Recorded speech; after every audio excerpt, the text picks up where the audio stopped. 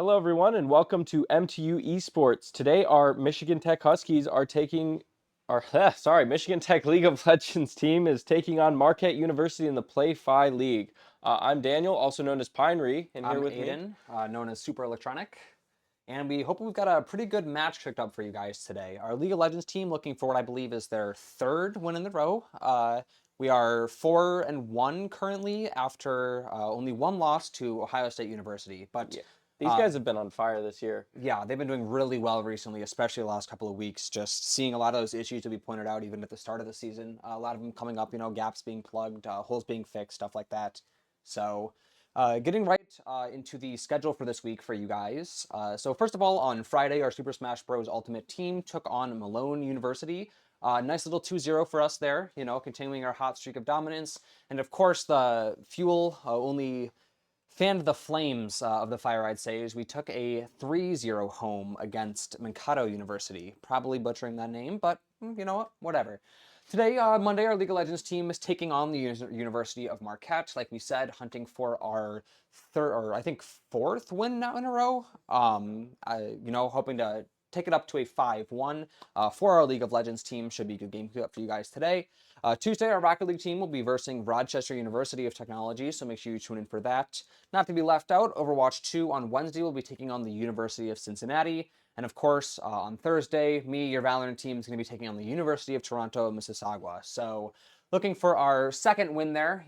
Very close loss last week, but hopefully going to do everything we can to get at least one more win of the season underneath our belts. So, Yep, and we've got a great group of people here. Some of the players that you all know and love, the MTU team. yeah, it's the same five that we've seen throughout this entire season so far. So of course your captain, as your bottom laner is going to be Craftinator or Kent. Your mid laner, Sunless, Echo. You have our top laner, everybody's favorite Mordekaiser player, Music Tabs or Griffin. Your jungler for today, as always, is going to be Nugtart or Brandon, and your support, last but not least, is Erica or Kran. Yeah, and over on the enemy team, and we have Mr. Puppeter Ryan. We have Elko Balo 18, uh, Flacco Loop, Sammy, Reagan David, Rick the Stig, Eric, and TKD Ninja 1313. I wish I could give you a little bit more breakdown on these guys, but I haven't watched their VOD, so I couldn't tell you as much as I wish I could. Yeah, that's what separates us from the actual League of Legends team, because I know they've spent the last week absolutely studying the heck out of these guys. Pretty good squad, looking at their ranks, stuff like that. Don't know them exactly, but should be quite a challenge for Huskies today. But I have no doubt that we will be able to bring them to heel within the next couple of hours. Yeah, So and definitely bringing back our streak that we've got going on. Like the snowball effects. Once you get going, you get going. Let's yeah, get into some of the map picks and bans here. yeah. So straight into the map picks and bans here. Looks like we already have 3 bans from each team. Looks like Michigan Tech will be starting on the red team this time. So it looks like Marquette banning Jinx, Yanara, and Yone, as well as Michigan Tech banning Braum, Riven, and Callista. Marquette going in with that first pick of Kaylee. So get some info on you guys and just a little bit about how exactly that's going to, affect everybody's team comp. So first of all, we have MU banning Jinx. That ban, pretty good ban for them. Jinx, known to be like, a good late game scaler, oftentimes playing in that bottom lane. She can be kind of a hyper carry. That, is something that Michigan Tech needs to watch out for. I do believe, was it Ohio State that played Jinx and kind of shut us down during one of our games? Very good at fighting. And so Marquette, just banning that Jinx because they want to prevent that, very high scaling character that's able to, take a lot of those extended fights, potentially looking to limit our late game scaling, because that is something that we have been good at, is this really heavy aggressive scale into the late game. Yeah. Also Marquette banning Yunara. I don't know if I'm pronouncing that correctly. Yunara. Okay. Ban Yunara, which is going to be a pretty good ban for them. Just again, wanting to prevent a lot of that heavy brawly comp stuff like that. However, the thing I want to point out with Marquette's bans here is a Yone ban. That is something that Echo really likes playing in that mid lane. We saw him on Yone last week. And that was where he kind of was just taking all of his fights and winning all of them, was where we saw some of those really important plays. The one that stands out in my mind, map one, when Michigan Tech was able to basically do their map defining play where Sunless took a 2v1 in bot lane, allowed for us to take a 4v3 in top lane. That was because of that fighting power of Yone. We saw it get a lot of value with that ability to, go in for a brawl and then retract because of his like pseudo teleport thing that lets him retreat to where he had come from. He was getting a ton of value out of that ability. And so Marquette's just potentially being a little bit nervous about what can happen if he really does get on a hot streak, and just wanted to make sure that that doesn't come to fruition.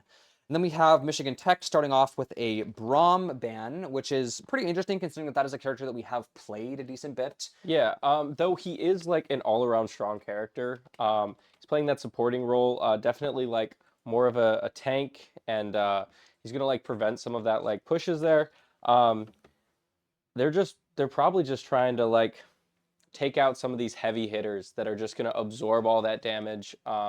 They probably want to play a little faster game, get a little bit more damage quick, try and move it up a little bit because Michigan Tech, if we get late game, like if we get rolling, can't Yeah, stop us. yeah, definitely. That's why I think it's interesting that we decided to ban Into the Braum, because that was a character that we saw Erica playing last week, and actually I feel like had a lot of success on that Braum. A lot of the reason that we were able to dominate bot lane so hard last week, I feel like, was because she was getting really good value out of his shield, stuff like that. There were multiple times where I thought that Kraft was dead to rights, and she would come in there just soaking up a ton of damage, keeping us alive, turn what looks like our bottom lane getting wiped into us, wiping them bot lane with no casualties, stuff like that. Yeah, well, I totally get it from that perspective, but we also have to think about the other team's Yeah. perspective too, because the other team, they could have somebody who's just as good as Erica, who's coming in there with Braum and absolutely making our lives miserable. Yeah, which is why, yeah, they definitely have watched the VODs Yeah. if they're banning that for a reason. So it looks like next ban from Michigan Tech was Riven here, which is a, top laner, late game scaler, really good for, skirmish, mobility heavy dive comps. One of those things that we just want to potentially, free up that presence in the mid lane. Maybe we've seen that they have players who are good on Riven, just want to make sure that Music Tabs isn't versing something that's going to be out of his depth up in that, as well as our ban onto Callista, who is another, who is a bot laner, good early game scaling with, another one of those characters that is a good aggressive skirmish heavy comps. And so it feels like Michigan Tech has picked up on the fact that Marquette maybe wants to fight a little bit more aggressively like that. We're just trying to ban out into that. Looks like Marquette's ban is going to be Ornn, which is an agent that we have seen played. I don't believe it was on our side. I believe it was last week that the people MT was versing were playing Ornn and kind of honestly feeding us in that top lane. But Michigan Tech, realizing that Marquette is maybe a little more well-versed of a team than who we were versing last week, not wanting to give another one of those top laners we want to ban to make sure that Music Tabs doesn't have too hard. Oh no, sorry, we didn't ban it, Marquette banned it. So them potentially worried about Music Tabs running that in the top lane there. He's, pretty good tank, stuff like that. So just making sure that doesn't come to fruition. And then their last ban is going to be Kled, who is from the side of Marquette here. Good mid to late game scaler, another top laner. So feels like Marquette has picked up on how good Music Tabs can be when he gets, going in different agents in that top lane, and really wants to. This ban targets basically stuff in the top lane. They want to make sure that Music Tabs doesn't really have a wide pool of characters to pick from, and they also want to ban a lot of characters or champions that are, late game scalers, because as we've talked about, that is going to be our strong suit. Looks like Michigan Tech going to be banning Viego, or Viego. I'm not sure exactly how to pronounce that, but no, late game jungler who is once again skirmish heavy character.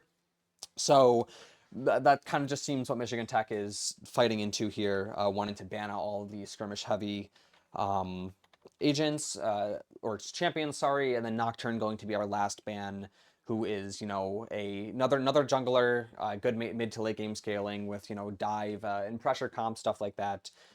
So potentially just want to take that out of the game to make sure that Nug doesn't get, something he can't really meet his match in. So Yeah, and are we going to go into the picks here for what we got going yes. on? So over on the MTU side, Yeah, or so we can start with Marquette oh because yeah, sorry, that's blue team. of So course, they're starting off with a Kale pick, or Kylie, not sure exactly how to pronounce it. yeah, Very strong late game. yeah, exactly. And then another one of those top laners. You could play mid lane if necessary, and you need that flexibility there, which is one of the really positive picks of picking that character. Um, yeah, and they're gonna protect that carry. Their hybrid damage and invulnerability is their ultimate, which is pretty impressive and pretty scary. Yeah, and also Michigan Tech wanting to watch out for that spike like really late into the game. So if we do decide to go for a late game scale comp, just making sure that, or sorry, this giving Marquette kind of some breathing room where this first pick at least is somebody that they can rely on to not be weaker in that late game. Also, looks like Marquette also picking into Alistair, who most likely for their support, kind of just a strong all-around character, pretty good tankiness and stuff like that. So just, strong character all around. The third pick from them is going to be Kasai, who is we saw last game or last week we did a good bot laner, strong mid to late game again with good hybrid damage, good skirmish, follow up, engage stuff like that. So looks like so far they're picking into kind of just a skirmish comp with a lot of good brawling potential. We'll get the word there in a little bit on that. Their jungler or potentially top lane looks like going to be Poppy from Marquette. Good, another mid game to late game power spike character. Good, looks like anti-dash, frontline peel, engage denial from what little information that we can get from what we're looking at right here. So, just another good fighting character. And their last pick is going to be the Scion, which is another mid to late game scaler. So just feels like a lot of mid to late game scaling coming out from them there. Now I'll move you on to Michigan Tech. First pick is going to be Pantheon. That is somebody that we have seen them pick a lot. Yeah, and Pantheon they come out really early. Like they're very strong early character. That jungle support, like as you guys have seen previously, it's really nice to have them on the team because we can get that ball rolling because that momentum just really helps carry it. It keeps the team uplifted and it just helps us put on that pressure early on. Yeah, I do believe that is something that we've typically seen Nug play in the past. Really good, especially with the Pantheon ult, just being able to basically go anywhere on the map with that. If I'm thinking of the right character, production, am I thinking of the right character? Pantheon ult? Okay, yes, I am thinking of the right character. So giving us that kind of maneuverability on the map when we have our ult up, just being able to, take any fight. Like, let's say we're caught out bottom lane, we have a 3v2, their jungler rotated down, we didn't have vision on it. If we have Pantheon ult up, we can pretty quickly come down there and turn that into a 3v3 with the support of that ultimate, stuff like that. Yeah, it really helps with these team engagements and Yeah. defensive purposes. Yeah, it looks like Rel's going to be the second pick for Michigan Tech. Another kind of just like strong all-around character, most likely going to be on support. Yeah, and this is where we bring in our anti-mobility. We really want to, disrupt some of these team fights. That anti-dash utility is just, it's nice to have at least one character running that because we want to slow the other team down and be able to reduce the fast actions of some of these quick attackers who have high mobility. Yeah, so that'll most likely be on Erica there. Looks like Corky is going to be our next pick for Michigan Tech. Good, mid to late game champ with, just kind of a good mixed bag all around, Yeah, very and strong. a really like high positive point of like running Corki is you've got that like long range damage. Yeah, good Um, poke. yeah, exactly. It's just a nice thing to have. Keep him at distance, keep him at bay. Good. Yeah, definitely there. Especially we also have the Wukong pick for potentially top lane. A little bit hard to tell exactly, but Wukong jungle. Okay, so then Pantheon potentially on top lane then Yeah, and then instead. Pantheon like with Corki, if they're running together, we've got the poke from Corki, and then we've got the follow up, and they can do a lot of damage. Yeah. Yeah, it'll probably be if he's playing Corky, is it going to be a Corky bot lane then, and Sunless is going to be playing Azir in mid? Because we have seen Azir, one of those rare on meta picks that we see come out from Sunless in the mid lane. We talked, I think it was 2 weeks ago, about the different changes that he received throughout the patches, being a little bit weaker early game and stronger late game. And we did see Michigan Tech bring that to fruition, have good luck with that. And so looks like it will be our Corky and Rel playing together. So I'm assuming, yeah, Erica Oh, on okay. support. I'm assuming on Rel and stuff like that. So just a pretty good overall pick. Um, so yeah, MU basically just good front to back, good scaling team fight and a lot of late game assurance. So not directly built solely for fighting in late game, still have like early game potential there.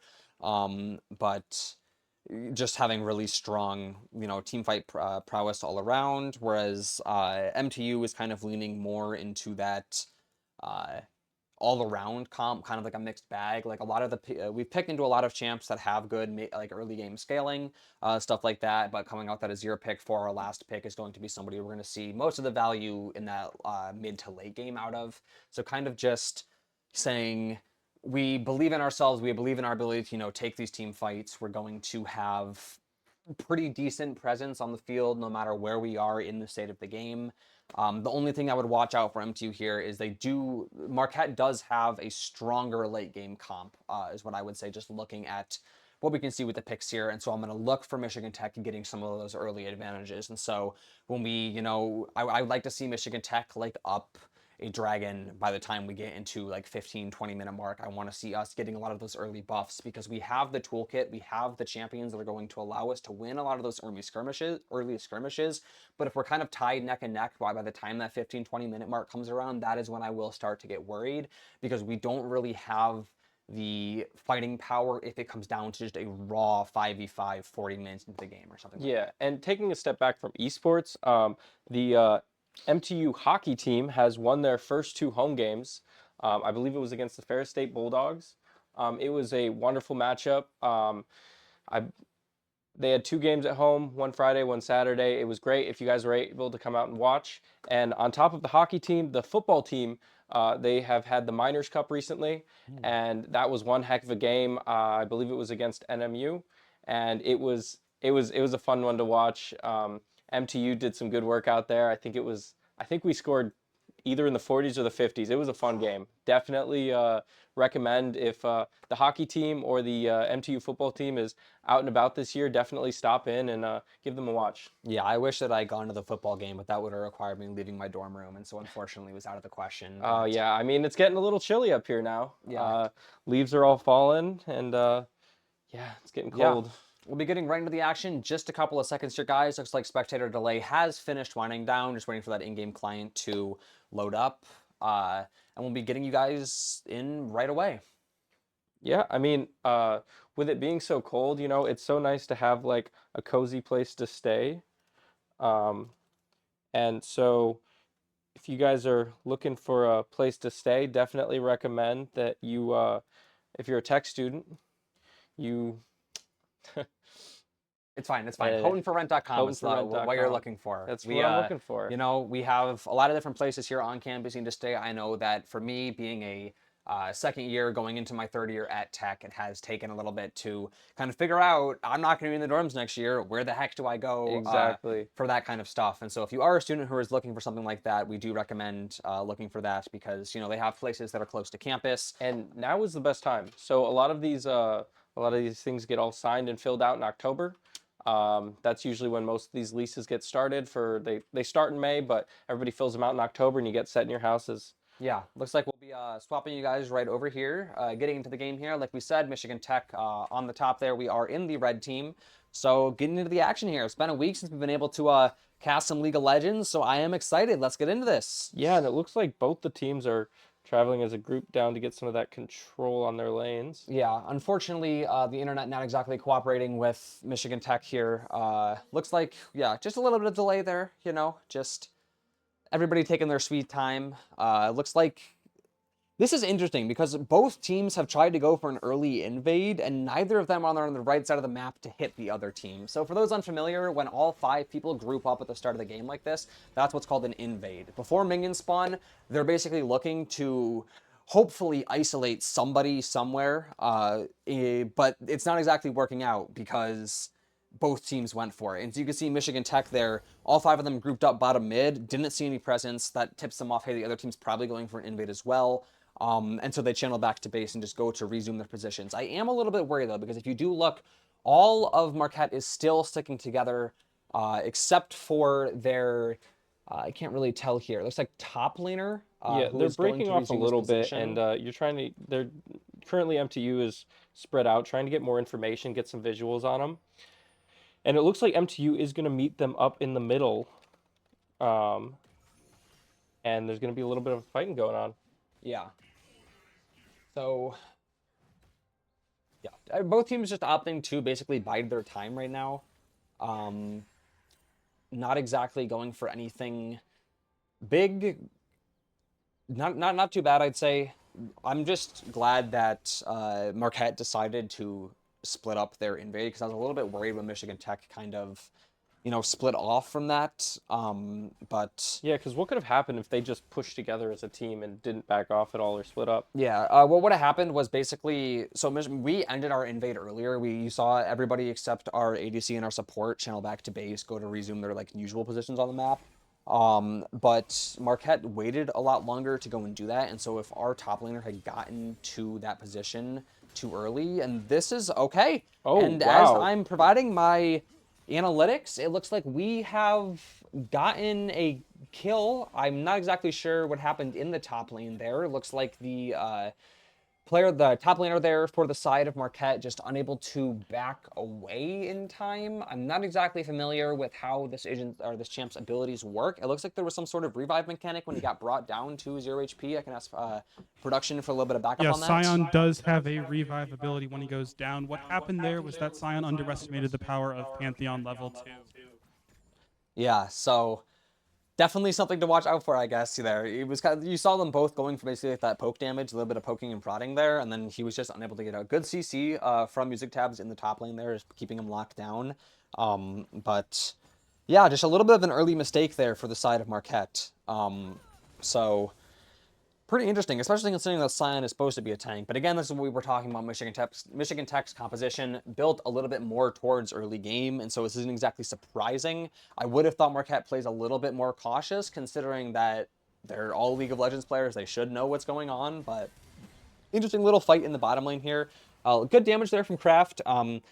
Probably, yeah, it looks like Marquette just going to back off to the safety of their tower, though, not exactly wanting to go for anything too aggressive. We do see Scion there in the top lane with that level advantage against Music Tabs, but not exactly the health advantage. So Music Tabs just going to retreat to the safety of that tower a little bit.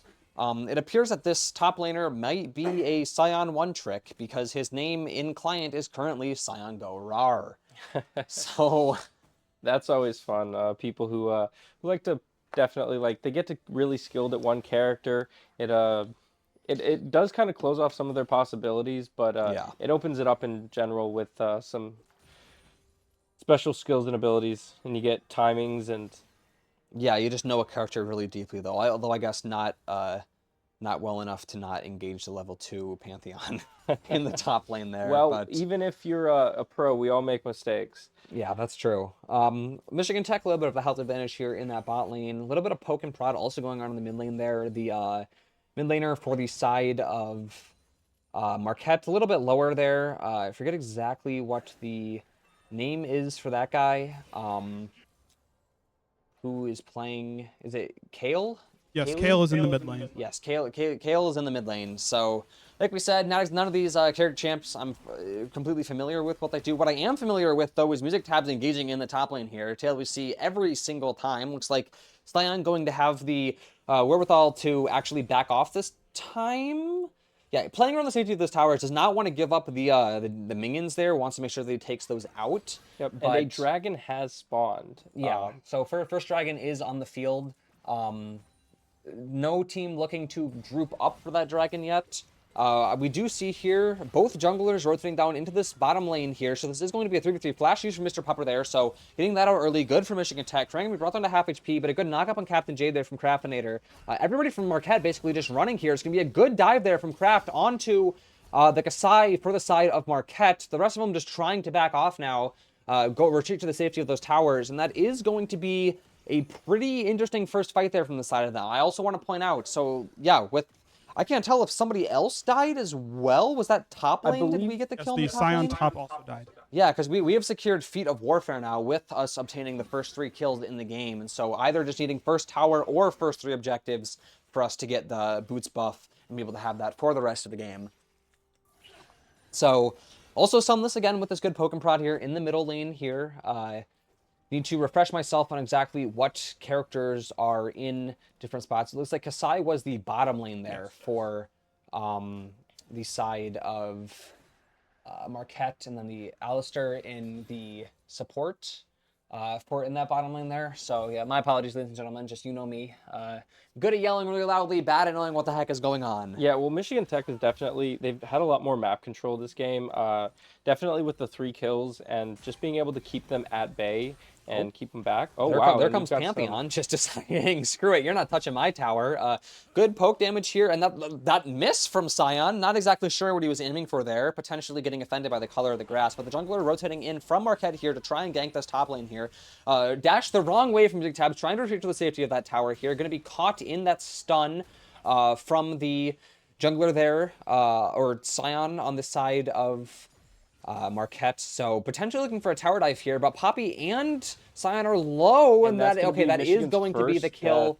Yeah, so Music Tab is going to be their tower dive for the side of Marquette, going to be working out. So I don't exactly blame our Pantheon there. I think you should have tried to retreat a little bit earlier as soon as you saw that jungler rotating out, but I think that was just a lack of vision, just not having the words, or that information early enough to realize that 2v1 was coming in. Looks like it will be Michigan Tech getting the first dragon. Yeah, first dragon here, though. So that is going to be pretty important. That is going to be the Chemtech Drake. So I believe Chemtech Drake is resistance to CCs, am I correct? Or just like you spend less time in Yeah, so getting those stuff? Chemtech dragons will give you what's called tenacity, where basically Yes, it that's reduces what I was looking for. the amount of time you spend crowd controlled by a percentage.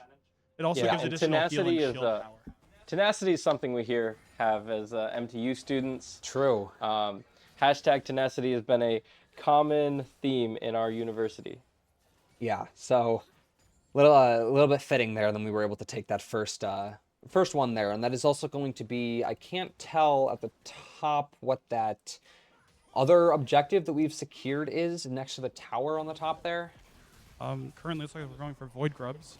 Yeah, so trying to get that little bit of a fight here, and that guy just got It's going to be the Poppy ult coming down onto our Wukong, sending him flying away. Nug taking a trip across the map looking there. good for Music Music Tab Tab. is going to be slain as well there. So good Poppy ult there. It's going to give blue team the ability to take those Void Grubs. Good use of that ultimate. However, it is going to be our mid lane and jungle potentially wanting to dive onto us here. So Khalil going to be very low. It is a 3v2 though against us. Nug going to be brought down to low. That is going to be our jungler going down. And now Sunless stuck in a 3v1. He has 2 incredibly weak enemies, but is he going to be able to get any of them? The flash used, and it is going to be the snipe there. So unable to take any of those kills there. That was a good play from Marquette, all off the back of that Poppy ultimate. Just completely isolating our jungle, allowing our top lane to get taken down, and then our mid laner as well. So I don't blame Michigan Tech going for that 3v3, but Marquette also now with the Void Grubs. So potentially a little bit worrying, considering we are now down on kills, as well as are losing that gold lead by about 1.5k. But not the end of the world. So So where does this gold league really bring us? As somebody who doesn't play League of Legends much, how does the gold lead affect us? Yeah, so as somebody who also doesn't play League of Legends, how it's been explained to me is every single person has different items that they can buy in a shop, and those items are going to craft into better items, and what items they decide to buy are basically going to determine what type of build they are targeting as they get later into the game. So you could build more of a defensive character to kind of be a little more beefy and take more damage, or one with like higher damage. Yeah, and potentially higher weapons. damage. Maybe you have higher resist to magic power. Maybe you have, some amount of true damage so that you're bypassing all of their resistances, stuff like that.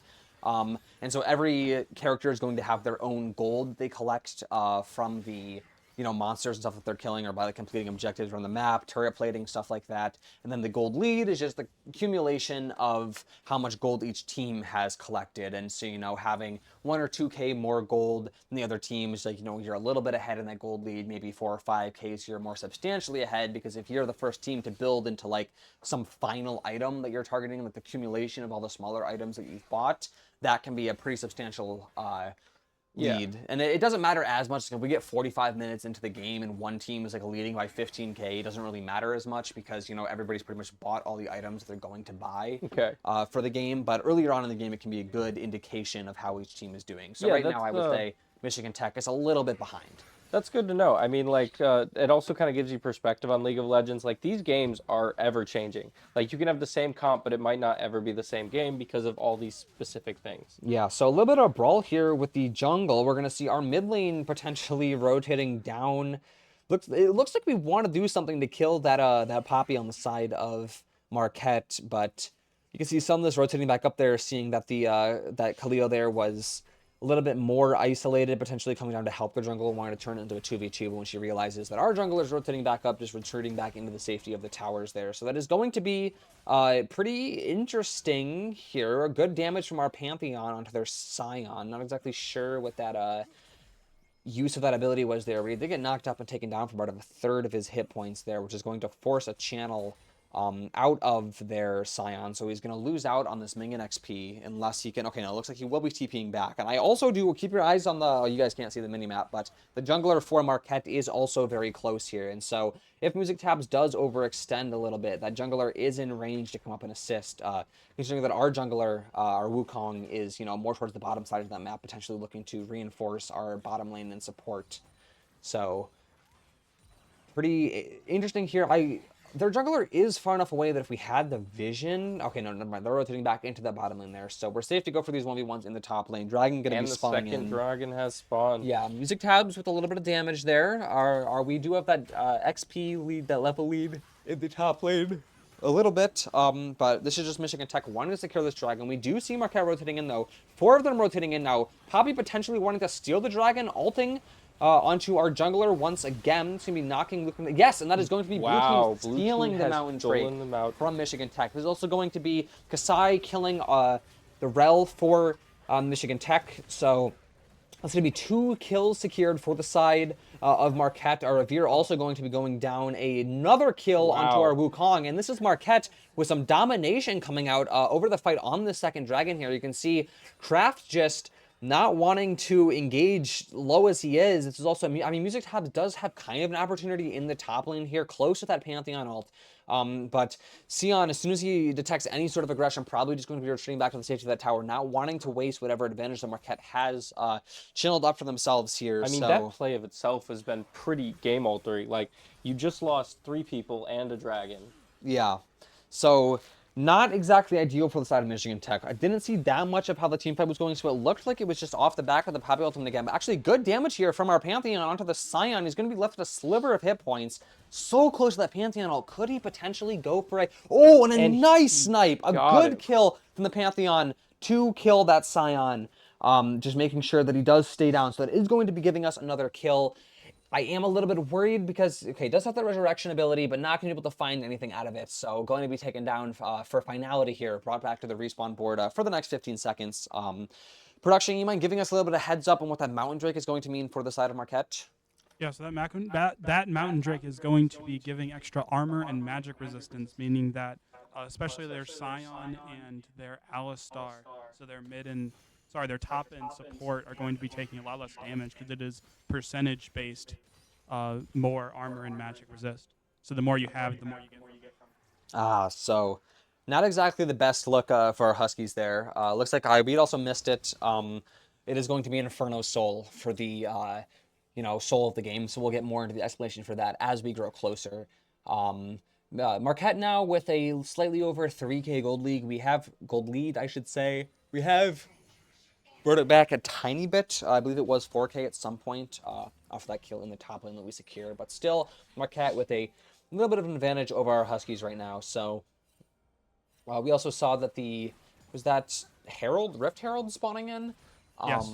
Yeah, so Rift Herald spawning in there. So whatever, that's going to be the next point of contention here. Whatever team manages to get that will get the ability to summon the Rift Herald, potentially, taking down one of those towers. It's important for both teams, especially for Michigan Tech, because if we do manage to kill that Rift Herald, we will be able to get, I believe it is the boots buff. Do Void Grubs count for boots buff? do. And we have a Okay. big fighting here in the middle. Yeah. Music tab's on in the hoe there. That is going to be Mr. Pupper. Also brought down to being low. Craftlaner going to be using a slash to get out of that. It's going to be a double kill for the side of Michigan Tech. A shutdown from our Avir. Don't know And the name of that another guy. one, Another triple triple kill. onto the Oh Poppy. my Pantheon goodness. making himself known there. Stein going to be able to take down our Wukong. So a little bit of redemption there, but he's so low. Stunned up by Cran, and that's going to be a quadra kill for Pantheon. And an ace coming out as every single person on the side of Marquette falls. Scion ability not going to be able to get anything, and that is redemption from the Michigan Tech Huskies. Bringing us back up to that gold, and also it's going to give us this fight right here without worry of them stepping in. Yeah, we are going to be able to get that Rift Herald there, and Huskies really just showing there that where there was bark before, there is finally some bite, making sure that one of those team fights earlier on that we can take down, and I'm just glad we won that fight handily, right? I believe it was only our Wukong that went down, and that is also going to be our Pantheon at 7-2 now. So, I mean, Music Tabs, we know how strong he can be in that top lane. There's been no pause in the deluge of glaze that we have given him over every single map or every single game that we have played over the last couple of weeks, and him just making his value known once again. We know how strong his Pantheon can be, but not exactly well versed enough to know exactly why that fight went in our favor, but it was just nice to see that we were able to finally take a fight and win in such a big fashion. Yeah, MT was able to drop some really massive team fight ultimates there right at the end, which is why the fight turned so quickly. Yeah, so pretty good from the side of us here. Also, looks like we have gotten our a lot of swap on who's playing where. So it looks like something that we've seen out of us a lot of the time is our it's a little bit of fight actually going on in the top lane here. Excuse me. Music Tab is just not wanting to get towered out again. This is going to be Marquette past our tower and Nug rotating up here. This is going to be Nug slaying Kaleo, and this is now just Mr. Puppeteer just trying to get out but unable to do anything, as that's going to be a second kill for Nug there. Marquette, I think, just getting ahead of themselves there, because we saw that. Oh, never mind. Yeah, they got overly aggressive, and hold on, Michigan Tech was able to take advantage there. Okay, fight coming down here in the mid lane. Okay, big couple of analytical things that we need to point out. First of all, we lost on this in the bottom lane. That is unfortunate. Second of all, we have summoned the Rift Herald in this top lane off of the advantage that we opened up in the top lane there, and there's going to be turret secure for Michigan Tech, and I believe that is going to be the boots buff for Michigan Tech. That should be the boots buff for Michigan Tech. Yes. And Michigan Tech is also now up gold, which is going to help this turning point. Yeah, so two analytical things that I want to point on there. First of all, why did Music Tabs win that top lane fight? I think it's because earlier on we saw the jungle and top laner for the side of Marquette have luck tower diving our top laner, our Pantheon, when he was kind of lower on that tower. They way overextended this time. They were so far past Michigan Tech's tower, and they didn't have the vision to realize that our jungler was a lot closer and able to rotate up. So they got totally ISO, which is going to give us that top lane tower. A little bit of a fight coming in here. It's going to be the Poppy ult again, knocking Nug back, or not Nug this time, but Kran back actually this time. It's going to be a good ult out of Avir. And that'll be 2 for Michigan. Yeah, three a for triple Michigan kill Tech. for the side of Michigan 4. Tech.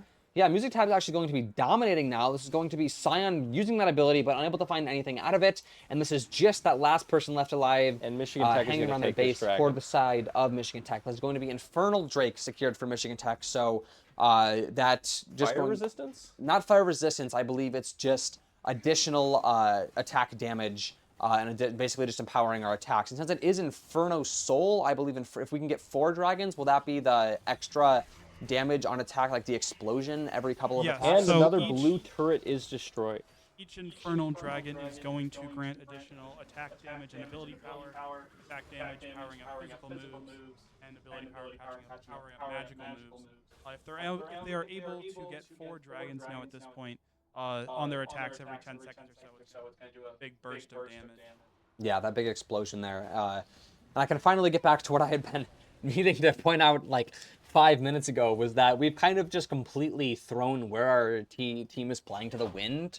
A couple minutes ago, you saw that Avir was fighting in the bot lane, and we actually had Kran and Kraft actually rotate up to that mid lane, with the top laner for that Scion for the side of Marquette actually now being the bottom laner. So potentially just not finding the value needed in the top lane there, just making the executive decision. But it doesn't really matter because Michigan Tech has the rest of Marquette on the run here. Good of your ult to push them backwards, and that's going to be 2 kills claimed for the side of Michigan Tech. This is Khalil just trying to run, but unable to do anything as Cran's going to just completely dive him. That is going to be another kill secured for the side of Michigan Tech. And this is just the Poppy, the jungler for Marquette, doing everything in their power to try to get out. But it's not really going to be mattering whether they get it or not, because that's another 3 kills secured for us.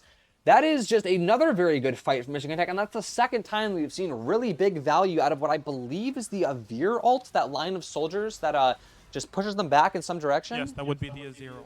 Yes, And I'm not Azir. really a math guy, but it looks like we're up 2 times the amount of lives, which is really going to put us at a big advantage here going into the rest of the round. Yeah, this is exactly what I wanted to see out of Michigan Tech coming out, as we move into this mid-game aspect here. Oh, Sunless, don't get ahead of yourself. There's 3 of them there. Don't, let's not be throwing our life away for no reason. Getting a little risky. Yeah, definitely risky. But this is where we want to be, because we do have that stronger scaling comp. And so if we were fully tied up right now, like I had said earlier when we were starting the analytics for this broadcast, I would be very worried, because that would mean that we're going to get probably steamrolled as Marquette manages to build into these late game scalers. Since they have those, the team comp in general is more of a late game fitting. Yeah, but right now, considering that we're up by so much, I am very happy with Michigan Tech's state of the game. And support can either, or production can either agree or disagree with that as somebody who actually knows about League of Legends. So basically what we're looking at here is MTU has got a good mix of both like more early game focused and later game focused characters. Wukong and Pantheon specifically are gonna try and catch that lead early, while like Craftinator, Sunless will try and finish it out late. As for the other team, a lot of them are late game focused, so as this goes on further, if MTU doesn't push their lead farther enough, then they're going to start losing these fights.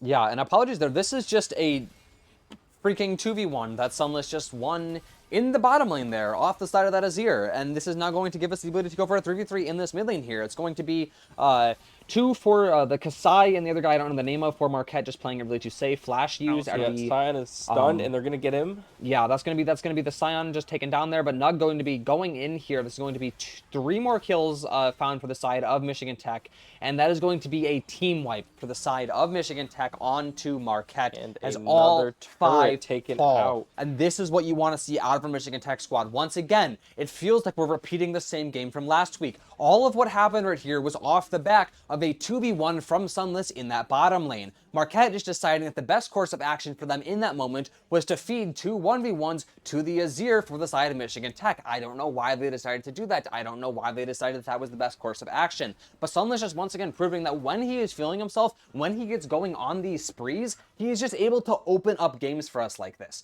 Because what that allows is it allows us to just have this 4v3 in mid lane, or even 3v3 where we don't feel the need to dedicate an additional champion to that mid lane, and as soon as they're, they have to fall back on their mid lane, there's nowhere for them to go, because the other 2 people that will be holding map control for them are now dead. That is just absolutely beautiful to witness out of the side of Sunless there. A little bit of a poking and prodding now going. If I'm Marquette, I'm feeling worried. I'm not exactly happy with how this game is going so far. You just can't really win these fights here. Like if you look here, the level disparities, like our Pantheon is level 15, their Scion is level 13.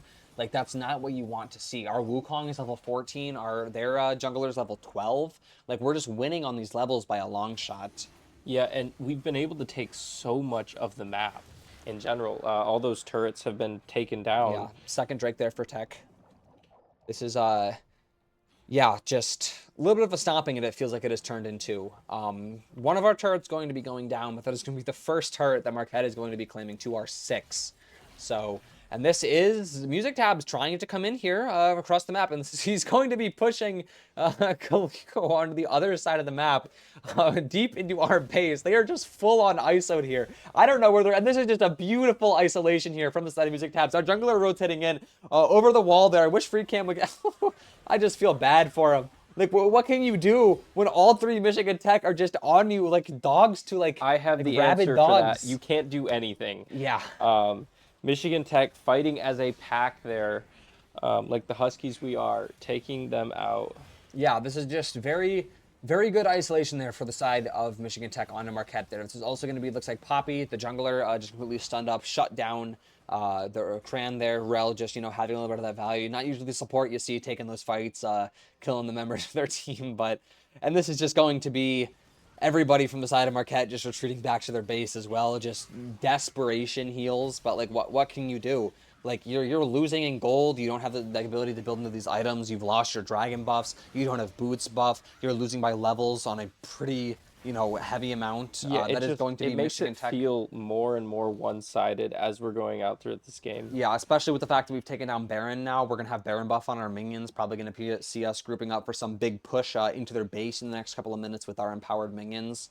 You can see here we're targeting that tier 2 turret in the top lane, looks like, with everybody on the side of Michigan Tech grouping up around that tier 2 turret in the top lane. There's going to be turret going down, and it looks like there are all 5 members of Marquette here to defend this. So this looks like it might be a last stand as they try to defend against Michigan Tech with that Baron buff on their minions. Sunless going to be taken down as you're all going to be coming out. Good dash away from Sunless there. Out. You can see Naho trying to follow up on that, but it's not going to be able to do anything. It's going to be the Cyan brought down to low. Cyan going to be taken down. Going to have that revive online, but Pantheon just going to be legendary here as we lose the ability to see anything on the side of the HUD here.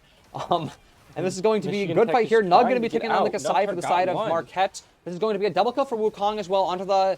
Don't know who that guy is. And we have another ace. From the side of Pantheon there with the 10 to 30 on the side of Michigan Tech when it comes down to the kills onto Marquette there. Apologies for not being able to really tell you what was going on in that fight. Yeah, They kind of lost control of the HUD for a little bit. Very close. It looked like MU was going to be able to take back us from there. Yeah, but it's just not going to matter. That's going to be the Nexus taken down for the side of Michigan Tech onto Marquette, and a clean victory for the Michigan Tech Huskies in just over 27.5 minutes. So not as fast as last week, but just as dominant of a performance from our Huskies. Exactly what we wanted to see. I mean, how many minutes do they get in a game? 45 minutes? I think it goes until one team wins. Okay, so yeah, I mean, 20 minutes is a pretty quick game. In the general theme of League of Legends in and of itself. I've heard games can go on for hours, and we finished it in less than half an hour. Yeah, so very good first game coming up for the side of them there. It gives me a little bit of hope that I might be able to get some homework done tonight if we do get out of here in a timely fashion. This is a clean 2-0 for the side of Michigan Definitely Tech, so. recommend that you try and get your homework done early so that you can get some good sleep. That is true. Got to wake up at 5:30 tomorrow morning. Important. But if you can't get enough sleep, just pop a Rockstar in the morning. Get some of those energy drinks, maybe a little Mountain Dew. Get some quick sugars. Get your brain firing, ready to go to class. Yeah, Pepsi is the official soft drink sponsor of Michigan Tech, by the way. So, feeling a little bit of refreshment, long day of our athletics. That's always there for you. And while we're on the topic of ad reads, we should also be talking about university images. Bookstore.mtu.edu. It is your choice for any Huskies merch and apparel. You want something like what we're wearing right now. You want some cool Husky swag. Go there. It is university owned. It is university operated. It's university images. So it is there for you if you want that swag and stuff like that. Thank you again to all of our sponsors providing the money to allow us to do stuff like this, giving our athletes the opportunity to compete at these levels, giving them those opportunities to build themselves as athletes, as players, and as students. So thank you to all of our sponsors. And as always, if you want to keep in touch with Huskies, what we're working on, keep in touch with our teams, make sure you do stuff like follow our Twitter, follow our Twitch channel, subscribe to us on YouTube, drop a comment, let us know what your favorite part of the first map was so far, and who your MVP was. And on the topic of MVPs, we should get into that discussion of who was the map 1 MVP. I know for me, it's between 2 people. It's between Sunless and between Music Tabs. I mean, I guess that's really up for debate there. I don't have the stats in front of me, but who did the most damage? But yeah, no, for sure, because there was that 4 quill, that quad. Yeah. Who had that quad? I believe that was Pantheon. I think he was like 7-2 very early in the game. And the reasons are basically because, I mean, Music Tabs, we've always known him to be like a reliable top laner, just being able to dominate the lane no matter like what character or what champion that he's on. And we saw that a lot here, catching Sion out very early on. Stuff like that, you know, see there from what our stats can show here. Basically, our don't know what the first guy's name is, but our Corky. Pantheon, yeah, Corky, Azir, and Pantheon basically all tied on the side of Michigan Tech for damage within like 1,000. It was like 30.5k damage, 30.4k damage, and then like 29.9k Yeah, damage. and I mean, I so, guess the only thing that would like separate those for me is how early on they got started, because that motivation and getting the ball rolling is just so important when like considering an MVP player, because they're they started it, and then everybody else can fall in and finish and get all the work done. yeah, there's basically the reason that I say there's it's between Pantheon and Azir for me is basically because I think Pantheon was just extremely consistent throughout the entire game when it comes to, you know, those big team fights. Like in those team fights, we saw him getting all of that value. You know, just like taking like 4 people down. Top lane, other than just getting caught out a couple of times, he was very dominant in that lane. So he would probably be my map 1 MVP. The only reason that I say that Azir could potentially also be our MVP on Sunless is because he had a lot of at least one of those situations again where he just wins a 2v1 just full ISO'd and manages to open up the map for us. Like we saw that he wins that, well, it was kind of like 2 1v1s, Yeah, that but was a back-to-back huge play 1v1s right there. in that bottom lane, which opens up our ability to just totally dive their mid lane, full wipe the rest of the team there. So I think I would have to give it to Pantheon for map 1. I think Music Tabs, you know, someone we've definitely said a lot of the time when we're talking about MVPs for different maps, so he's going to take that again, at least for me. But Azir going to be a close second there. Sunless just showing that, you know, he still has it in him. He's still doing a really good job. So, yeah. Well, we're definitely gonna see what's gonna happen here on the second map. How does the it's a best 2 out of 3 then? Yes. Okay. So we're going to be getting into the second picks and bans here pretty shortly. It is Fearless Draft, which means that any champions that Michigan Tech has played in that last map, they cannot play in more maps today. Same Okay. thing for Marquette. So Marquette going, you know, they can't play like Scion again, for example, although they might be happy about that considering how that didn't really go very well in the top lane. But you know, so they can't play like no Kasai for them, stuff like that. Although I do believe that Michigan Tech, we can pick champs that they have played. Is that true, production? It is true. Thank you, production. Goats. Yeah, they've been very helpful as we learn and cast this game for you folks. Yes, it turns out that it is a little bit hard to, you know, I've been lucky in the past casting with Ben or, you know, John, where I can not know anything about it and I still have analytics, but when neither of us know what the heck is going on when it comes to who's getting picked, it's like, okay, like All right, that guy looks cool. speaking of getting in picks and stuff, let's get into the bands. So for the Michigan Tech side, we have banned we're on Riven. blue this time. Okay, so we have banned Riven, who is they're a very strong mid-game player. Definitely, like I've been talking about, the snowball getting started pretty early and it just carrying over, and they're a pretty strong player. Their Riven would be very dangerous because they can kind of hold a lane by themselves and solo it, which is something just very powerful. Yeah, important in League of Legends. There's also going to be Viego banned once again for the side of Michigan Tech. These are, I think those first 2 bans, kind of a repeat of what we saw last time. So, you know, Viego, usually jungler, can flex mid, top, good for, you know, skirmishing, stuff like that. Also looks like we're going to be banning into Flora. So Fiora, yes, that is an I instead of a Fiora, yes, that is an I instead of an L there. Fiora, pretty powerful top laner. Definitely a high threat. Really good at shredding tanks. Yes. So taking Fiora out of the mix, it's going to allow the tanks to play around a little bit more and be a little bit more useful. Yeah, very important because we have picked into Braum, which will probably be played by Kran again there, considering how good she did on it last week. So just getting that Fiora out of the picture so that, you know, we can let our Braum thrive, stuff like that. Exactly. And yes, we have the Mordekaiser on the side of Music Let's Tabs. go. This is what I want to see. This is, I'm sure people at home are a little bit tired of me glazing the Mordekaiser, but like, look, I don't know a lot about League of Legends. I just remember that he just totally shuts people down when he's on Mordekaiser, and also Mordekaiser's cover art looks cool. So I have to agree with you. It given some dark vibes of absolute power. yeah, All right, let's jump into Marquette's bans. They have banned. yeah, Um, they've started off with banning Jinx again. So that's once again Jinx just very good at like heavy fighting stuff like that. Good bot lane character. Just wanted to make sure that we don't have that fight power. They're also going to be banning Victor as well. Pretty interesting ban from the side of them there. yeah, I mean Victor, he's a good mid lane character just in general. I think they're just trying to take away some of the possibilities of like Braum working with other people in a sense. Yeah, I mean, Braum probably wouldn't work with Victor themselves if Victor's going to be a mid laner. Braum will probably be playing with whoever we pick as our ADC. Um, Wei. Wei, yes, as our ADC. Is Wei assassin? Wei is a mage. He is a Yes, okay. ADC. Yes. Okay. So that stuff, just getting quickly into the rest of the picks and bans here. So this is going to be MTU is going to be banning Warwick. Many of you might know them from Arcane. Warwick, good jungler, good sustained pick potential, objective control, stuff like that. Good at like early skirmishing, locking down priority targets, stuff like that. Because he has a suppression ultimate, apparently. Production, can you please tell me what suppression ultimate means?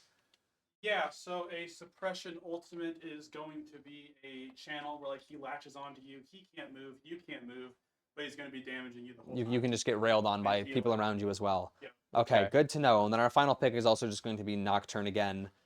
Basically just, prevent stuff like disruptive flank, stuff like that. Quickly getting onto the bans from Marquette here, the last two here. The first one is going to be Yunara? Yunara? Yeah, Yunara, very high mobility top laner. ADC. ADC, ADC. yes. Yeah. For some reason, League of Legends Wiki does not want to pull this up for me. So don't exactly know why, but that's just how it is. Though what we can talk about is the Civ ban here, though, from the side of MU, which Civ something we've seen, I believe, Michigan Tech play before, or yeah. So good ADC there with very good wave clear and spell shielding, and so wave control important. Being able to take down minions very quickly and stuff like that. Means that Marquette is potentially worried about any mobility enhancements that Michigan Tech does, maybe not wanting to give that extra power, especially if we were going to be pairing them with our Braum, stuff like that. Getting into the actual picks here, we've already talked about Michigan Tech picking onto Braum, And very then strong. also Mordekaiser, who you have been Yeah. glazing constantly throughout this entire Yeah. beach. I just want to take a moment again to shout out Erica's Braum. I think that was one of the main reasons we were able to take that map to last week.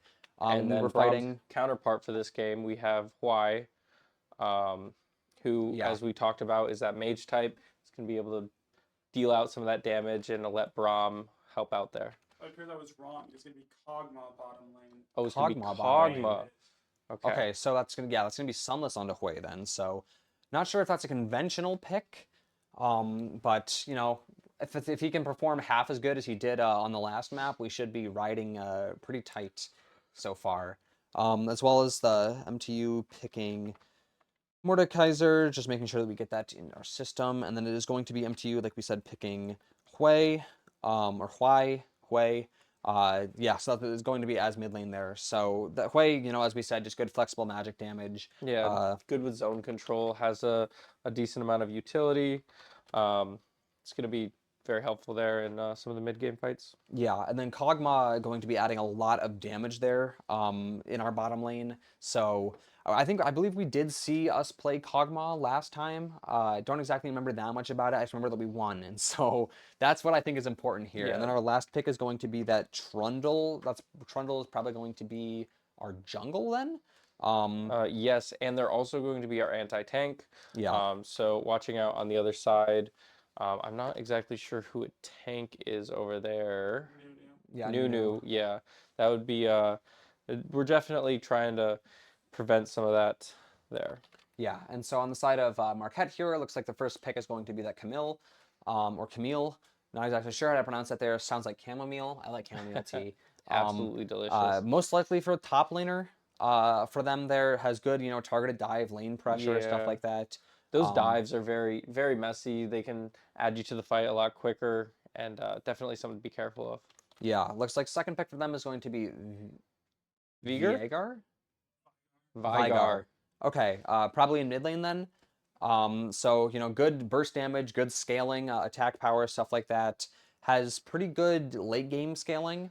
Yeah, with Um, that burst yeah, damage, we're gonna have to be careful with grouping up, yeah, just in general, because easy two-piece, three-piece there, depending on how close we're working. yeah. Third pick for them is going to be Ashe, most likely for that ADC. Good kind of just control player or control champion, I'd say. Good, good engage, but has also good like vision control, just being able to figure out what the heck is happening on the map at all time. Important to point out that she has very good long range poke and stuff like that, and so it is potentially something we're going to have to be wary of on the side of Michigan Tech. That Braum shield going to be very important. That Erica is on top of her game when it comes to making sure that our Kog'Maw isn't taking too much damage there. Fourth pick for the side of Marquette is going to be Morgana, um, which is going to be a no. Hello, Wiki. Tell me what this character does that I can pretend I know what I'm talking about. Okay, Morgana, most likely for, let's see, support or mid lane here. Probably, yeah, support, because we're going to have that Viegar mid lane. Is that what you Yeah, said? and Yeah. the nice thing about Morgana is gonna really help round out their magic damage, and give them some of that anti-CC tools and objective control through these zonings. Yeah. And then finally, to top it all off here, we're going to have the jungler for the side of Marquette. Yeah, as we've already talked, Nunu's going to be more their tank, um, and definitely going to have some of that early game impact, and just going to kind of keep an eye on them. Yeah. So just to kind of you know, give you a little bit of a little bit of recomp here. So Michigan Tech basically just probably going to be a lot of focus here on empowering Kog'Maw, just making sure that they can do all that damage in the bottom lane. Like we said, going to be important that our Braum is on top of it there. Kind of just a all around, brawling comp again. Feels like we're not exactly trying to scale into anything in particular, just making sure that we have good fighting power throughout the entire game. Whereas Marquette is kind of more just a burst comp that is going to want to, do a lot of like poke damage depending on where we are on the map. Yeah, Just it try definitely and looks like MU is going to have a little bit more of that long range there, and going to try and keep us back at a distance. They might have partially picked this just because of how dangerous we were last game, yeah, with how quickly we could advance and push up, and they're trying to keep us. They're trying to keep us back. They're scared. yeah. I'm gonna look towards for Michigan Tech on the side here. I'm going to look towards not allowing ourselves to be picked off, I think, by a lot of that poke. We know how good of a fighting duo that Kran and Kraft are when they get together, and so I'm not exactly that worried about them on that side here. Other thing here, I'm going to look for like we've talked about Mordekaiser in that top lane going up against the Camille, just being able to, like win the ones up there. I want to see a lot of Mordekaiser ults that just result in us being a man up, stuff like that.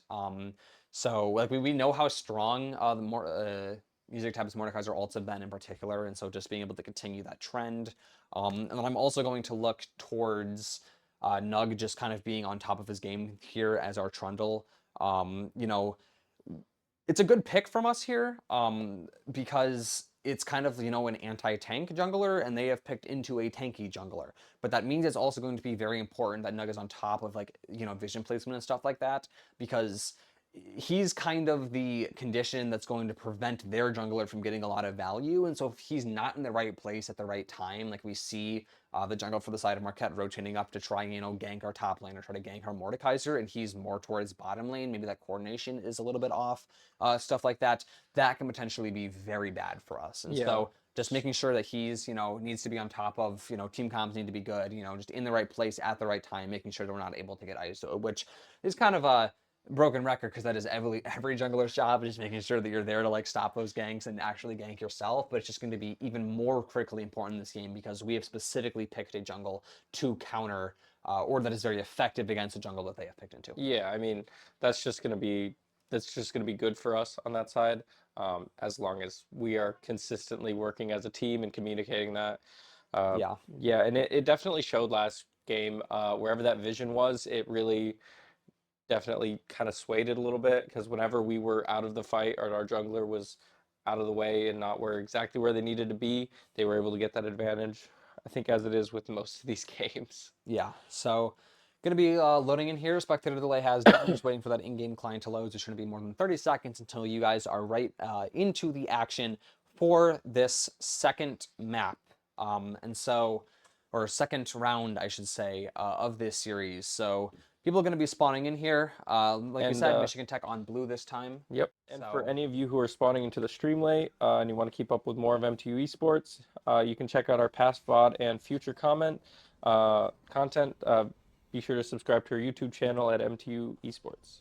Yeah, so looks like neither team going for an early invade this time. Didn't really work out last time, so I guess For they're either not really. team. Yeah.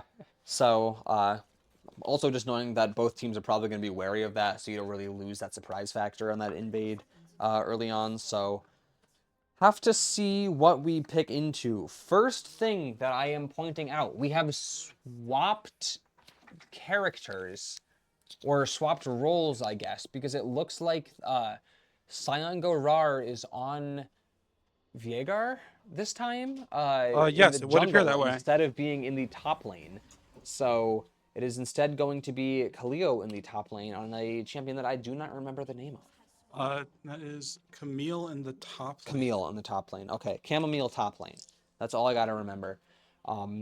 Michigan Tech's top laner is currently sitting in the jungle with Nug, with our Trundle. And so kind of just waiting for minions to spawn in here now. Potentially, no, it looks like Mordekaiser will be rotating back up to the his tier 1 tower in the top lane. So yeah, so There we are.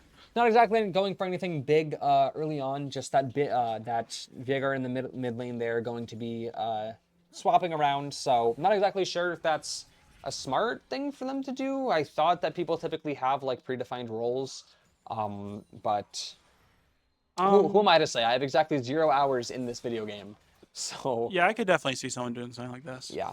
So a little bit of a miss on the Mordekaiser ability there. I don't know if that's his Q, E, That or is his W. Q. Q. The big smash from overhead is his Q. Okay, I will keep that in mind. Another Q? Yep. Okay, I learned things about this game one attack at a time. That's exactly what we're here for. So a little bit of a root there onto Kran. So Yeah, so Morgana's main thing is that she has one of the longest CCs in the game on her Q. It is about 3 seconds long. yeah, and That's a Morgana long time. is that Mr. Pupper? Morgana? Or no, Morgana is Bone of My Morb, right? Yes. Yes, There's okay. Mr. Pupper on the Ash. Okay, yeah, Mr. Pupper on the Ash. And so is Morgana then a support? Yes, and Ash Yes, gets okay, to and Ash is your slow ADC. every auto attack. Ash what? Ash slows on And every we have auto a attack. 2-3 Okay. on 2 going on right now. Yeah, so good damage there. Oh, that's going to They be are our gonna bomb back taken us down. That is off going to and be get the unlucky. first blood. Yeah, Kraft needs to get this trade here. Captain J going to be rotating back. Good dodge in the ability there out of Ash. This is still not exactly what I wanted. Oh, and that's going to be a good... And that's that long CC really rearing its head there. And so that is going to be first blood secured for the side of Marquette this time around. So a little bit unlucky for our Huskies there. Not really just expecting to get 2v2'd that early on. Not able to get back to the towers in time, but not exactly the end of the world. Yeah, that was good work by the jungler though. Like it was a pretty close 2v2 until the jungler was able to step in quickly and turn the tides of that battle. Was the jungler? I thought jungler was in top. Yes, the Nunu showed Oh. up in that fight in the bot lane. Oh, okay. Yeah, watch Minimap Morse. Yeah, it looks like okay. Speaking of junglers, though, our jungler is also rotating in here. You can see Nug potentially, maybe just wanted to kill the scuttle crab there. In the, I can't tell if that's a potent. No, it looks like that's just in river. So, potentially looking for a 3v2 though, if he wanted to. It looks like the jungler Nunu is in the top jungle right now for the side of Marquette, so we could go for a 3v2 if he was able to get there in time. This is good. Trying to get damage onto Mr. Pupper. You can see that shield there from Braum, just, you know, making sure those minions don't get any damage. Not exactly sure how important that is, but, ooh, okay. Nunu is rotating in. This is that gank I was talking about in that top lane. Mordekaiser is stunned up. He's going to try and be able to rotate back to the tower there, but, I mean, both of them brought down to half HP, so not exactly the worst thing in the world. This is also good damage from Sunless onto the Viergar. totally butchering that name. Oh, brutal little fight in the And top nice river little. here against the Nunu. And Michigan Yeah. Tech is going to tie the lives back up with music tabs and Yeah, that uh, was our jungler, like we said, doing their job, making sure we get on top of their jungler and just being able to shove them down there. And so this is also music tabs potentially. Ooh, that's going to be a good pull there onto Khalio. This is going to be, or Camille, going to be rotating back. Music tabs, that hand, was that, what ability is that?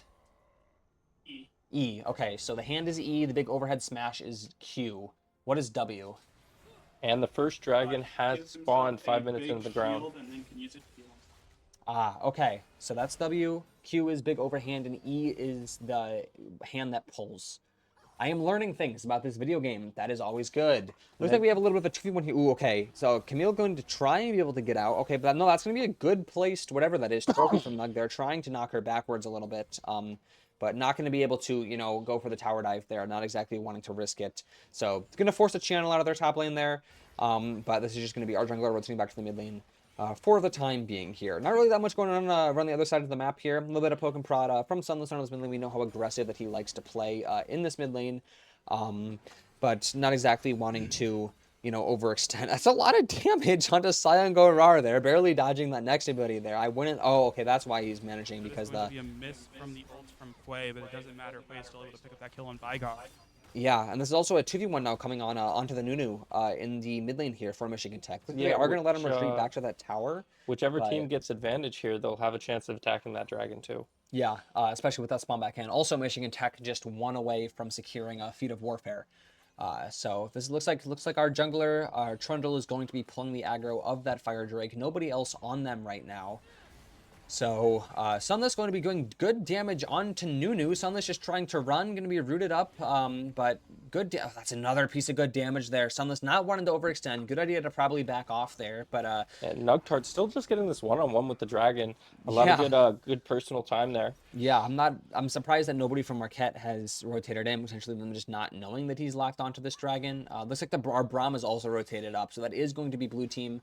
Michigan Tech taking that Fire Drake there once again. Fire Drake just going to empower our damage. Going to be giving us more attack power. Yeah, and that was when it comes to a what we're nice doing. play, allowing everybody to still fight their battles. Nugtart did well, Yeah. just keeping that aggro and taking out the Drake. Okay, this looks like a big fight here for the side of Marquette, though. We have 4 people rotating in, leaving only their top lane. It's going to be a big 3v4, especially with how tagged up Michigan Tech is. Flash used from Kran trying to get out. Good heal from the side Yeah, of Nugtart was Braum rooted, there. and they're going to get Yeah, this is... absolutely destroyed there. Yeah, They're going to take unfortunately, 2. Craft's going to be taken down as well. There's going to be a channel. So that is actually going to be Marquette taking the feat of warfare instead. So you saw the Braum shield try to come up last second there, potentially give us the ability to just go back to our tower, the safety that it does provide, but it was not going to lead to anything. So that is unfortunately going to be Michigan Tech brought down there, though. Considering that we did get that first Infernal Drake, though, we aren't in that bad of a position, especially because we're pretty much tied up on gold lead here, 11.4 to 11.4k, trailing by like 50 gold probably. Yeah, the important thing to So- look at is that Ashe is currently 2-0, so that is not good for him. Yeah, what is Ashe going to build in? Like, how does she get stronger if she's getting all these kills? Yeah, so Ashe is definitely going to be building items that just increase her DPS. Her main thing is that when she builds crit chance, she doesn't actually crit, she just gains bigger sustained damage. So it's like every hit is a lesser crit, Yeah. and then also blows a bit. Yeah, so something that Michigan Tech is going to want to be cautious when it comes down to, as well as we do have the jungle for the side of Marquette also in this bottom lane right now. So potentially looking for a, I can't tell, this looks like a 3v1 in the top lane. Our Braum is all the way up in the river going after Void Grubs with our jungle and top laner, and so I'm a little bit worried that Marquette is going to catch wind of this. You can see that they're kind of pressuring Kraft, even though he's really close to our tower there. Good pull there from the side of Mordekaiser. Mordekaiser E with that hand. Yep. So, not exactly too bad. Also, I do want to point out that Music Tabs does have Mordekaiser ultimate up, and so if he is able to get enough damage onto the Camille there, potentially just going to pop that, secure that easy 1v1. Yeah, Nugtart doing his little one-on-ones again, but Captain Jade and 3v1. Cleo's... Oh, well, on the beat monster. Yeah. Looks like he will be getting caught out, though. That is going to be the flash used, but not going to be able to get away from that Camille unless he Mordekaiser does. is rotating in, going to be Using Mordekaiser Does ulting the drop his Camille. ultimate That is, on yeah, Camille, huge E as well to saving pull that Nugget down right there. Khalil trying to go up top there, going to be brought down to a sliver of hit points. Can he land a critical Q or anything like that just to be able to take him down? Oh, that is going to be Scion slaying Nug. Not exactly sure how that happened. Also, our And Mordekaiser taking are out going to be taken Music down. Tag. That is a brutal blunder from the side of Michigan Tech there. Looks like just either staying in that fight too long, Nug just not wanting to leave his Mordekaiser alone and just not retreating even though he was on 1 HP. And our Mordekaiser ultimate getting a lot of value onto Camille there, but unable to, fully finish that kill. There's the Hoyle coming out. Gonna put Yeah, Vanguard if on I top was of playing Call of Duty, I would have said that guy was one shot, 100%, and that was close. Oh, but we did get a Yeah. slay on Roar. That was good. Don't work know how there. that happened. Good job. This is going to be the Nunu also onto Sunless here in that mid lane, but Yes. that's tank my ass. They've taken so much damage. I mean, it's gonna be the Sunless- flash used, but not towards the tower. I mean, Sunless versus Captain there, though. Captain was down 2 whole levels, so Sunless had a pretty decent advantage there. Yeah, that is very true. So a little bit of good poke and prod here in that mid lane again for the side of Michigan Tech onto them. That is going to be tier 1 mid lane tower for the side of Marquette, brought down to actually half HP here. So if we were able to get the Rift Herald, if we were able to kill that, that could just be a one-shot to that tower, considering it does do half the tower damage. But kind of just things falling into a lull here. Another team wanted to overextend, not exactly any massive objectives to go for a big fight around at the current moment. So Looks like we are going to get a 3v3 down on the bottom lane. yeah, good Mordekaiser either just to pull him in, but doesn't really do anything when he's... Okay, never mind, there's a massive fight coming on here. This is going to be a lot of damage on the side of MTU, but it's going to be the Nunu for the side of Marquette also being taken down, but this is going to be Mr. Pupper getting one from the grave as he's taken down by Nug as well. Mordekaiser also wanting to get into the action in this top lane here. Going to be low on the music tabs, but Camille also going to be brought down to half HP. Do not have Mordekaiser ult up just yet. A sliver of time until that comes back online. Would have loved to have it there for that engagement. This is going to be, I believe that was, 2-1 for the side of Michigan Tech there in that skirmish towards the bottom of the map there. So going to be retaking a little bit of that, not exactly advantage, but interesting to note that Michigan Tech is down by a kill. We are up by about 1,500 gold right now, probably due to us having some of those Drakes and more of those map objectives. Second Dragon is also going to be spawning in here. So that tier 1 lane tower also going to be brought down pretty low. Michigan Tech needing, I believe, one more objective before they would be able to get that feat. Because they have Void Grubs and Dragon, that is right? correct. Yeah, so they need one more. As well as a tower if they wanted to get boots well. This is a good... Is that a ult? That was the Hwei ult coming Yeah. down. That Hwei QW is going to be enough to take Taking down the out. Nunu. Yeah, I don't know what a QW is, but it did a lot of damage. Yeah, so basically, Hwei's main gimmick is that he gets... Sorry, Craftinator just going crazy on this Vanguard. Is Yeah. going to secure the carry layer with Ooh. Wow. Ogma ult. And blue team also took the Drake. Yeah, Mountain Drake But there. Hwei's So. main gimmick is that each of his basic abilities, Q, W, and E, opens up a menu for 3 different basic abilities. Oh, I do remember us He talking has about 9 this. basic abilities. So Because- Q is different from QW, is different from WQ. Because 3 abilities wasn't hard enough for us to understand. Yeah, so a little bit of summarization of what happened there. That was a good Hwei. What does Hwei ult do exactly? It puts a circle around them that expands and slows them greatly, so it makes it a lot easier for him to hit his abilities on them. But he needs to hit his ult first to do so. Yeah, similar to a Harbor ult, I guess, if you're stuck inside that, if you are a Valorant fan. So that was going to be a good ISO there then from Sunless to be able to get that, as well as us taking Mountain Drake. So it's going to be 2-0 in terms of Drake here. I believe we went over this last map, but Mountain Drake giving just damage resist? Yes, the Mountain Drake is going to give armor and magic resist. Yes, armor and magic resist is what you had said. A little bit of a 2v1 here in the bottom lane. Sunless, going to be the Hwei going to be rotating down into the bottom lane there. Looks like we're going for our typical thing around the time the turret platings fall, where our ADC and support rotate up into that mid lane, something that we see Michigan Tech do all of the time. A little bit of a fight here.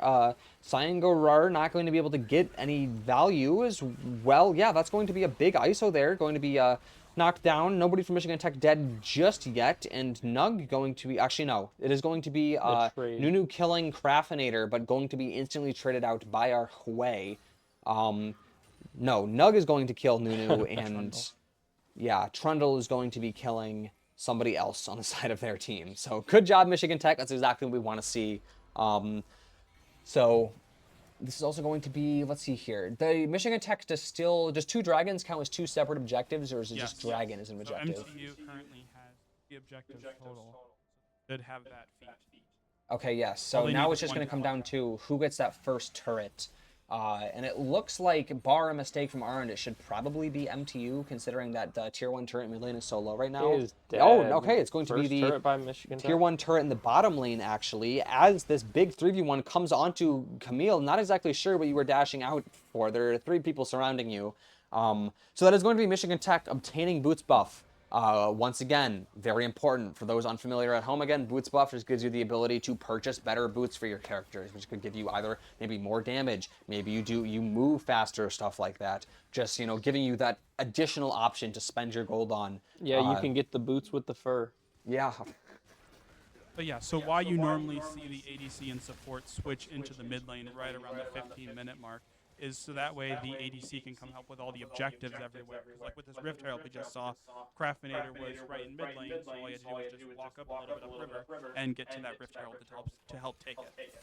Yeah, very good to know there. And this is also going to be a second turret there for the side of Michigan Tech secured. So Marquette, not exactly happy to see all that infrastructure falling down on their side. Looks a little bit like East Hall, considering how those turrets are crumbling.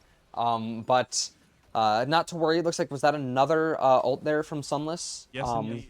Yes, that Hui ult on his side, just not exactly managing to secure the kill, but knocking him down to extremely low hit points there, giving him that ability to do a little bit of damage onto that tower there. We do have, I believe, Marquette actually doing a lot of damage also. Yeah, it looks like swapping over there on spectator view to our mid lane tower as well, considering that our ADC and support had rotated. And Sunless is going to get pinched not there. looking good for Sunless. Yeah, but Get the kill on the Nunu, it does not appear so. But yeah, Nugtart's Flash close by. almost up, but not exactly up, and that is going to be the shutdown from what I believe is the Camille there. And Nugtart was not able to get there in time to help. Yeah, so that is going to be a little bit of an overextension from him. He was pretty deep in enemy territory, maybe feeling himself a little bit, but that is going okay. Yeah, Kraft and Vingard- Crayon were way too far up. Like, especially Yeah. right after that kill on Sunless in the bot lane, they should have been ready for this. Yeah, Kren's just dead. We saw that massive CC that you talked about coming down onto the side of Kraft here. Tried to flash out, but not able to find anything. Oh, he's going to take one, though. He's going to take Camille, so that And is a going to be... second. And Nugtart Nug is actually is going to be taking down taking Nunu as two. well, and this is all of a sudden when it's turning from a good situation for Marquette, it's turning into an even worse one. It's the Mordekaiser Q from above, also going to be taking down the Vingard for the side of Marquette, and like I said, this was looking like Marquette had finally come out with something that they could be proud of, something that they could be happy about. You know, it was a situation that has finally turned in their favor, and Michigan Tech just saying, you know what, no, screw it. You don't actually get to play the game. You don't get to have fun. And they're going to take out that third turret on top. Yeah, this is... I thought that...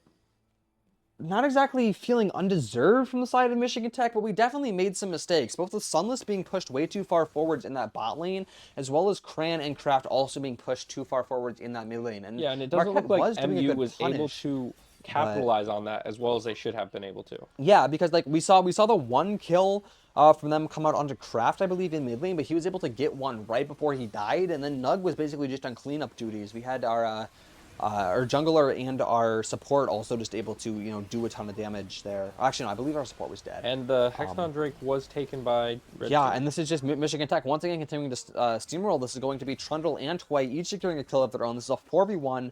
Bonaparte trying to run away, but not really going to be able to, take anything when it comes to that. Can't really do much in a 4v1 when you are a Morgana like that. You have a really long stun, but only onto whoever you can hit that onto. When there's 4 people on you, you're just trying to run away, but you don't have that flash up. Can't really get out from there. And this is going to be another turret destroy. It looks like that Hui taking down the tier 2 turret in the mid lane as our 3 people take down And that the tier fifth 2 one. mid lane turret as well. Sorry, Hui taking down that bot lane turret.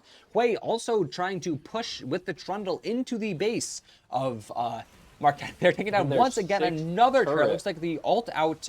Is that the Camille ult that big. it makes that big hexagon that they can't leave. And we have a beautiful 5v5 going Yeah, on. Craftinator also going to be taking down Camille as well. Kren also going to be taking down Morgana. So a good 2 kills for Michigan Tech here.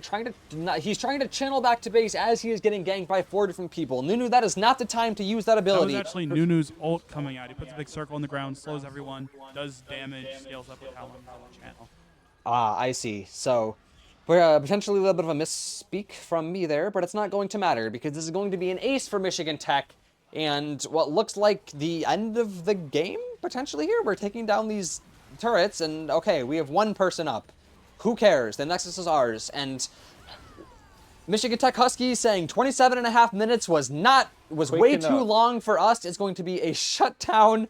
Camille finally getting maybe just 1 kill onto Mordekaiser there, but it is not going to matter because that is going to be a victory for the Michigan Tech Huskies in under 20 minutes. They said last game, that was a good game. We can do better. Yeah, I mean, watching this game, it made last game feel like it was taking forever. Yeah. This game was fast. It Yeah. was definitely a lot quicker. A lot more happened very quickly. Michigan Tech was able to take the first 2 dragons, giving them a very large advantage. Even though NMU did have some situations where they could have capitalized better, MTU was able to come back from that, which was really surprising given that how far down we were. Yeah, that was pretty interesting there to see from the side of Michigan Tech. I was a little bit worried with those overextensions that we saw around the 15-minute mark, 60-minute mark, right after our ADC and support had rotated up, swapped with Sunless. Because we did really get caught out there, but it was just a really good rotate-in from Nug to also give us the ability to capitalize kind of on the fact that Kraft got 1 right before he died, and then it kind of just steamrolled from there. Like, they kind of all got sent back to their base, and they can't even really escape their base because our Hui and Trundle are pushing up, taking out that tier 3 bot lane turret, kind of keeping Marquette contained inside of their base. And then when all 5 of us rotate in, well, we already have Drake buffs, we have Boots buff, we have the level advantages because they haven't been able to farm, and it's just like, a steamrolling. They're trapped, can't really go anywhere, stuff like that. So I feel like once we took that first turret, it was all over. They started crumbling fast, and we started pushing up even faster. Yeah. So nice little 2-0 for us there. We will be going to a short intermission for you guys while we get ready for our player interview, and then we'll have that for you guys, and we'll be back right at the end to just wrap things up for one final time. So give us a couple minutes while we get all that stuff situated.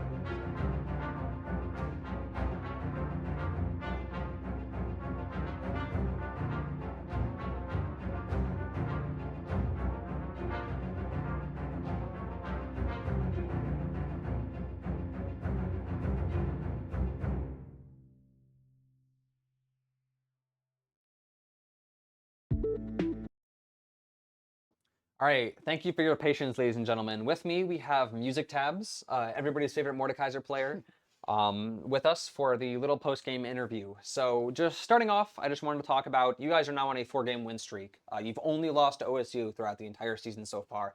How does that feel, considering that you guys only have one more game in round robin before playoffs? Pretty good. We're hoping to carry into a 5-game. This team that we just played beat the team that we're going to in the next match, so we're hoping to just continue, follow the pattern. Yeah, a streak of dominance. coming up from you guys there. I wanted to talk about your guys' team comp first map. It kind of felt like um, get your thoughts behind what you were kind of trying to build into, because you had that like early game with Pantheon and Wukong, but you also had that late game with Azir after his changes, as well as Corki. What was like your overall intent, I guess, behind what you were picking into on that first map? So we saw the Kale pick B1. This is a very unsafe pick. So I just insta-locked Pantheon. They ended up swapping her mid lane, but we had two divers in Wukong Pantheon. That should be enough to one-shot the Kale and Kaisa, Yeah. while the rest of our team can deal with the tanks. Just because, we saw that they have two hyper carries. If we can just one-shot them, they lost the fight. Yeah, just especially earlier on when you're just like you're just so much higher level than them with your, was it jungle, and you were playing the Pantheon, so top lane, jungle and top lane. So and then also on that topic, it was you versus Sion. How did you feel? Because like we get into the server and I'm like, okay, this guy's picking Sion. I don't know who that is. I'm just looking at like the wiki with like information about this guy, and Ben's giving me little tidbits, and then I see his name is like Sion something rar. Like, oh, I'm a little bit worried. And then he just dives you while you're like a level ahead of him, like super early on, gets his head taken off, and just can't do anything for the entirety of the game. Like, what was your, like, I guess when like with Sion being there, how did you like approach like what is your thought process behind like how you're going to approach playing against this guy? So I looked at his buy. I hit tab and I saw that he bought Cull first. This is generally a playstyle on Sion where you die a lot because he has a passive that really reduces his death timer. So you can still die and have an advantage because you still farm more minions than the opponent. Yeah. So I just knew I had to kill him, leave. I can't overstay because if I do, he's going to TP back and I don't have TP and I just lose. Yeah, yeah, definitely. Because you only got caught out I think once, right? I think it was like you like Sion and their jungler killed you, like tower dived you once, I think, and then every other time other than that, you were doing a really good job of playing behind tower, getting out, especially with Brandon also doing a good job of rotating and making it a 2v2 stuff like that. Even when, because their Sion swapped bot lane, which I don't know is like a It is normal play. It's a pro but play thing. yeah. So but even then, I just wanted to commend you doing a really good job managing to like get out stuff like that. And also on this topic of doing a good job, you were our map 1 MVP, partially because you did have that quadra kill on Pantheon in that first like really big, or first or second really big team fight. I just want to know like what's going through your head, but also like the team comms as that's happening. Like is your team doing well that's enabling you to just be able to totally farm them like that? To be honest, I didn't even notice I really had the quad. I was just, shot calling, just go on this person and kill them, go on this person and kill them. Yeah. The Pantheon is pretty good at training together kills, especially with just spamming Q. It's on no cooldown. Yeah. So yeah, that was really good to see. I think we pulled up the scoreboard like a couple minutes in the game, and you're 7-2, and it's like, okay, like this isn't an uncommon sight, which speaks volumes to how good you're doing. Speaking of that again, what made you pick into the Mordekaiser again on map 2? When we scouted them, we saw that they played Fiora, Camille, and Riven, and they already played their Kale. Yeah. So we knew that they're probably gonna pick Camille. So I just looked up Camille counters, Mordekaiser right there, so just locked it in instantly. Yeah, especially because you guys kept banning Riven as well. Yeah. And then just to end it off here, anybody else you want to thank? Anything you want to talk about that you feel like helped with your preparation for today's match? Just final thoughts, I guess. I guess, shout out for Kent, took the time to make a second scout sheet to, because they have so many players, they've played like 2 different teams.